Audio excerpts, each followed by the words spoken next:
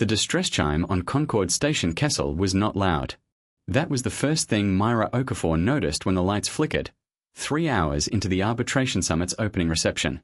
Most alarms on most stations were built to be loud, because loud meant urgent, and urgent meant someone would move. Kessel's chime was a soft, almost apologetic 2-note tone, because Kessel had been built by the Ansu Concord, and the Ansu believed that panic was a design flaw in the listener, not a message the station should ever send. Myra set down her drink and did not panic. She was 26 years old, 5'6", and wore the pale green sash of a junior logistics aide, the kind of title that let her stand near important people without being one of them. Nobody at the reception had looked at her twice all evening, which was exactly the job. The 3 delegations present, the Ansu hosts, the Thren Salvage Consortium, and a rotating cast of independent claimants, were here to settle who owned the rights to a derelict warship found drifting in the Kessel debris field 11 months ago. The ship had no name anyone could agree on. The Thren called it the Long Debt. The Ansu called it, more cautiously, the Object. Whoever owned it would also own whatever was still inside it. That chime means partial pressure loss in Ring 3, said a voice beside her. Ambassador Cole Vantresh, senior Thren negotiator, did not look at her either. He was addressing the air near her. The way one addresses a servant one has forgotten is capable of hearing. He was a big man by Thren standards, mottled grey-green skin, a voice like gravel shaken in a jar. Nothing to concern the aide of a junior delegation. I'm not delegation staff, ambassador. Logistics. Yes, that's what I said. He smiled without warmth and turned back to his own people. Myra had heard worse. Humanity had a seat at the table here only because Earth held a minor observer clause in the old threshold accords, and most of the beings in this room treated that seat the way a host treats a chair nobody expected to be filled, tolerated, ignored, occasionally stepped around. She had spent 4 years learning to let that wash past her like weather. It cost nothing. It also told her nothing, which was the part she minded. The chime sounded again. Longer this time. Across the reception hall, Station Director Yeshiro Duma, Ansu, silver-skinned, precise in the way senior Ansu officials were trained to be precise from birth, raised one hand and the room's ambient noise cut by half as the translation drones adjusted their volume in sympathy. A minor seal fault, Director Oduma said, in the calm, over-articulated cadence of someone reciting a line they'd said before and expected to say again. Engineering is aware. Please continue enjoying the reception. Myra watched the director's hand as she said it. It was very still. Too still. Ansu hands moved constantly, a small fidgeting vocabulary most species never bothered to learn, because it was considered rude to read it uninvited. Myra had learned it anyway, a long time ago, in a training room that did not exist on any public record. Right now Director Oduma's hands were saying, I do not know what that was, and I am afraid to find out in front of you. Myra drifted toward the reception hall's edge, near the observation window, and looked out at the black hulk of the Long Debt hanging in its tow line 3 kilometers off the station spine. Even at this distance it looked wrong to her. Too symmetrical along one axis, too broken along another, like something had been folded instead of built. She had a want, tonight, and it was a small one. Get through the summit. Log the salvage timeline. File the reports. Go home to a posting where nobody called her the aide like it was a species designation. She had a fear too, and it was smaller still, and she kept it folded very tight when no one could see it, that something on the station would force her to stop being small. The second alarm, when it came 4 minutes later, was not soft at all. The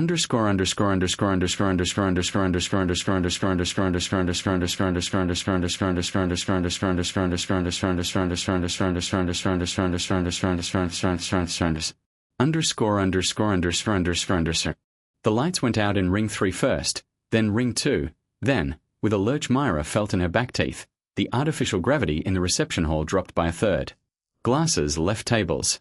A Thren attendant went down hard, cursing in 3 languages at once. Somewhere above them a structural groan travelled through the deck plating, long and low, like the station clearing its throat before it said something nobody wanted to hear. Everyone remained seated, Director Oduma said, and this time her voice cracked on the second word. Myra caught a drifting tray of drinks out of the air without thinking about it. Old reflex, useless reflex, the kind of thing that made people ask questions if they noticed, and set it down. Then she did the thing she'd been trained to do before she ever learned to do anything else. She counted. 3 alarms in 9 minutes. 2 ring failures.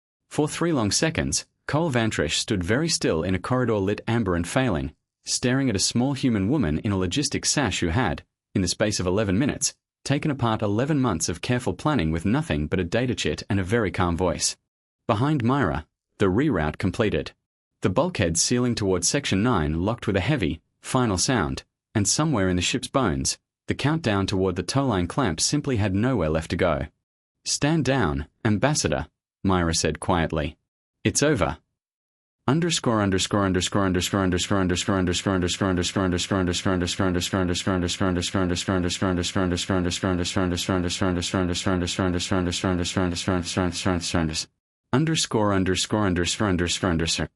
was not quite over.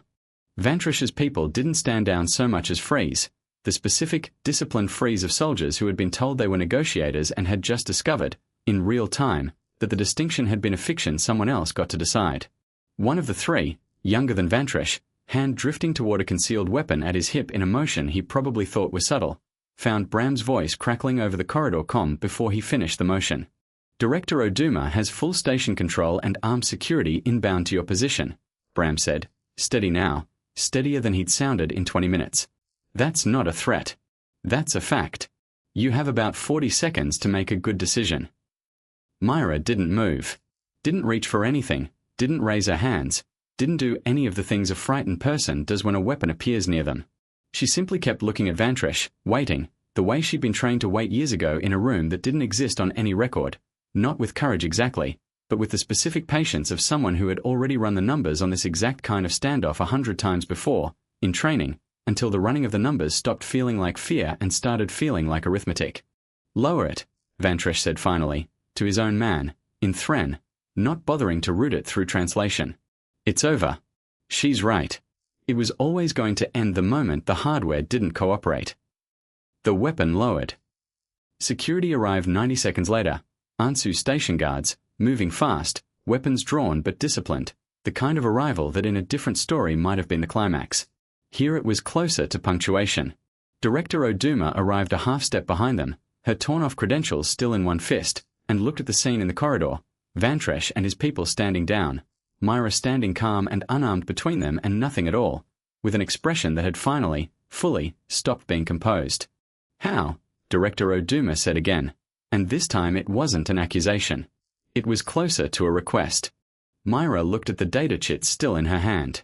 Looked at Bram, hovering anxious in the corridor mouth.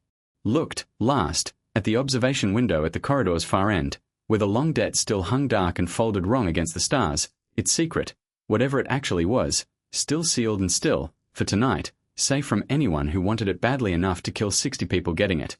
She thought about the small want she'd carried into this reception 3 hours ago.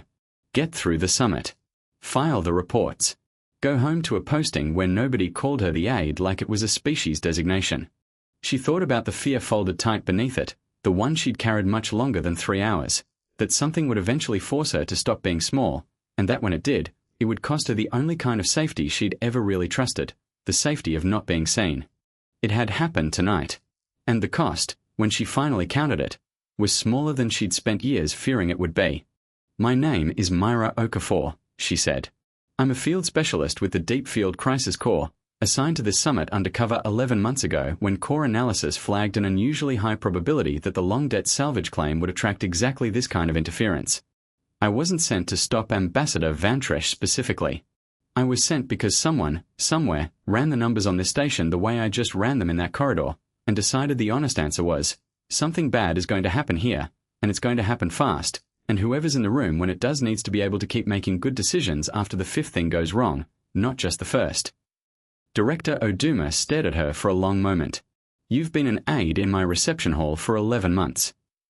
"I've been good at my job for 11 months, Myra said. "Being an aide was just the job I was good at while I did the other one."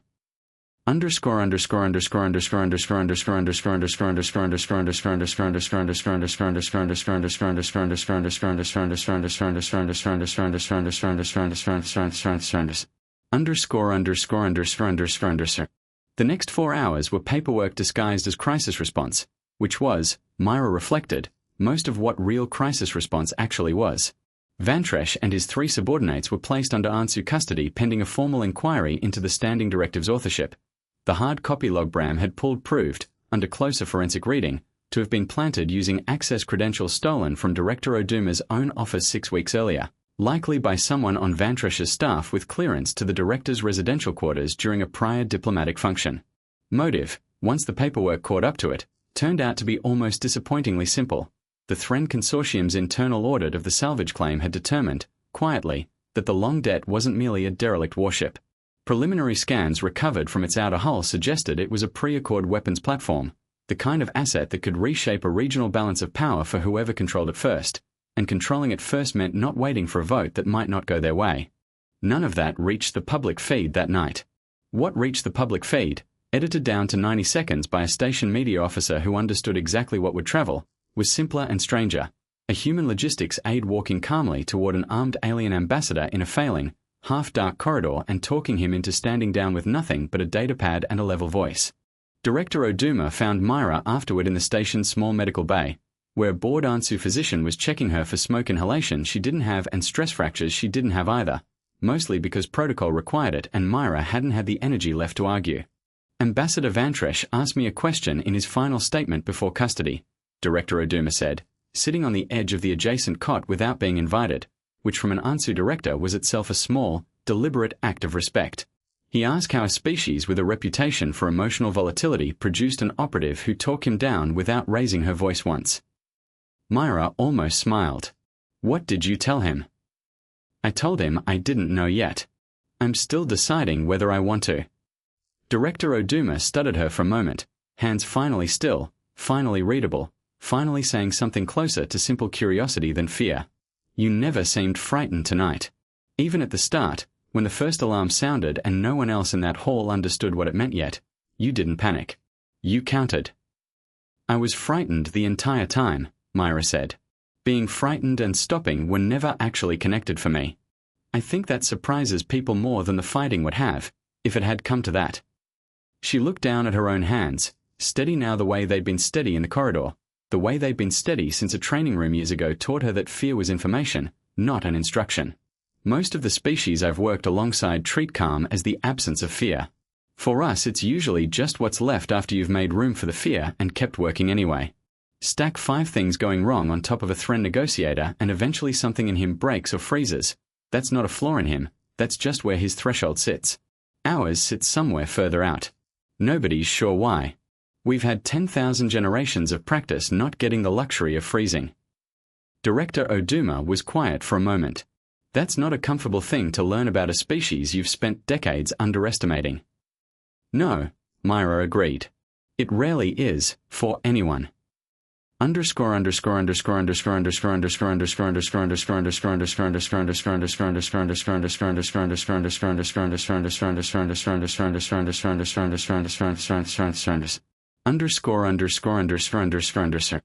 formal vote on the Long Det salvage rights was postponed 11 days, pending a full Concord security review of exactly what the ship was carrying. When it finally happened without Cole Vantresh in the room, and without the quiet urgency that had made a derelict warship worth killing 60 people to claim before morning. Myra attended as what she had always technically been, human observer delegation, minor clause of the old threshold accords, except this time, when she walked into the chamber, every head in the room turned to look. She minded it less than she'd expected to.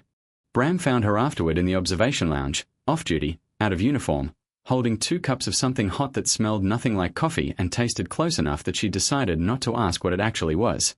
He set one down in front of her without a word and sat, the careful silence of someone working up to a question he'd been sitting on for a week and a half. The Crisis Corps, he said finally. Do they only send people who can do what you did? Or is that just what 11 months undercover does to someone?